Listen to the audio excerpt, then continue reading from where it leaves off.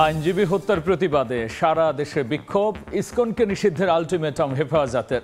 বিপ্লবের অর্জন ধরে রাখতে সতর্ক থাকার আহ্বান বিএনপির।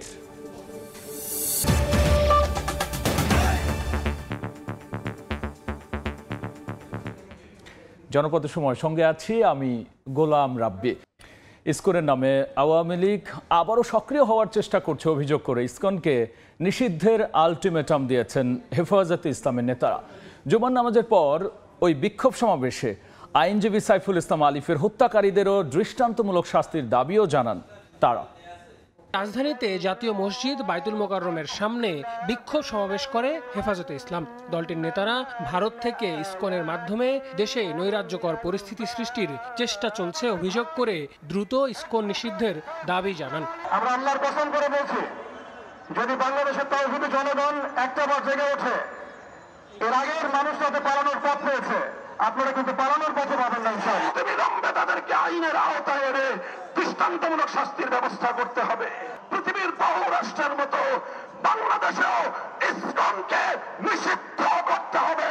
ঢাকা, চট্টগ্রাম ছাড়াও মাদারীপুর, শরীয়তপুর, মুন্সিগঞ্জ, মেহেরপুর সহ দেশের বিভিন্ন স্থানে ইসকন নিষিদ্ধের দাবিতে বিক্ষোভ করেন মুসল্লিরা। দেশবাসীকে ভারত কিংবা আওয়ামী লীগের ফাঁদে পা না দেওয়ার আহ্বান তাদের। বাংলাদেশে নৈরাজ্য সৃষ্টি করে রক্তের হোলি খেলা খেলানো, এটাই হলো বাংলাদেশ বিরোধী শক্তির অভিন্ন টার্গেট।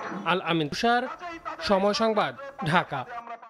বিপ্লবের অর্জন নষ্ট করতে পতিত স্বৈরাচারীরা ভারতে বসে ষড়যন্ত্র করছে বলে অভিযোগ করেছেন বিএনপির মহাসচিব মির্জা ফখরুল ইসলাম আলমগীর। তিনি বলেছেন, সাম্প্রদায়িক সম্প্রীতি নষ্ট করে কেউ যেন বিপ্লবকে ব্যর্থ করতে না পারে সে বিষয়ে সজাগ থাকতে হবে। ছাত্র জনতার গণঅভ্যুত্থানের পর নানা ইস্যুতে দেশে অস্থিরতা তৈরির চেষ্টা হয়েছে বারবার। হত্যা, সংঘর্ষ, সংঘাতে প্রতিনিয়তই বাড়ছে সংখ্যা। রাজনীতিবিদরাও বিষয়টি নিয়ে উদ্বেগ জানালেও বিভিন্ন ঘটনায় নাম আসছে পলাতক স্বৈরাচারীর দোসরদের।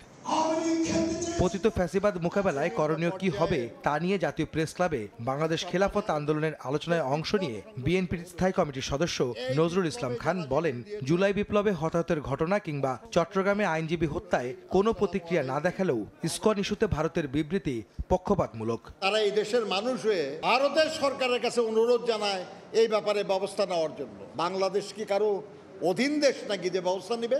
এই যে আমাদের অ্যাডভোকেটকে মেরে ফেলা হলো, এই নিয়ে তো কোনো বিবৃতি নাই। তাহলে একজনকে গ্রেপ্তার করলে বিবৃতি দিবেন, আর এক খুন করলে বিবৃতি দেবেন না, এটা পক্ষপাতমূলক। এদিন রাজধানীর ফার্মগেটে কৃষিবিদ ইনস্টিটিউশন মিলনায়তনে ঢাকাস্থ ঠাকুরগাঁও পরিষদ আয়োজিত মিলন মেলায় যোগ দিয়ে বিএনপি মহাসচিব বলেছেন, জুলাই বিপ্লবে অর্জিত বিজয় নষ্ট করতে পতিত স্বৈরাচার ভারতে বসে ষড়যন্ত্র করছে। কোনোভাবেই সফলতা বিসর্জন দেয়া যাবে না বলেও জানান মির্জা ফখরুল। আমরা যেটা অর্জন করেছি সেটা যেন আমাদের বৃথা না যায়, কারণ সীমান্তের ওই পারে ফ্যাসিস্ট বসে আছে, ওখান থেকে নতুন নতুন চক্রান্ত ষড়যন্ত্র করা হচ্ছে। প্রতি মুহূর্তে তারা একটা ঘটনা ঘটিয়ে সেটাকে ফেনাপ করে পৃথিবীতে বিশ্বে দেখাতে চায় বাংলাদেশ নাকি মৌলবাদীদের দেশ হয়ে গেছে। ঘটনা তো তা না। নিজেদের সংঘাতে যেন বিপ্লবের ফসল নষ্ট না হয় সেজন্য ছাত্রদের আরো দায়িত্বশীল ভূমিকা পালনের আহ্বান জানান বিএনপি মহাসচিব। এই জন্য খুব সজাগ থাকতে হবে, সতর্ক থাকতে হবে।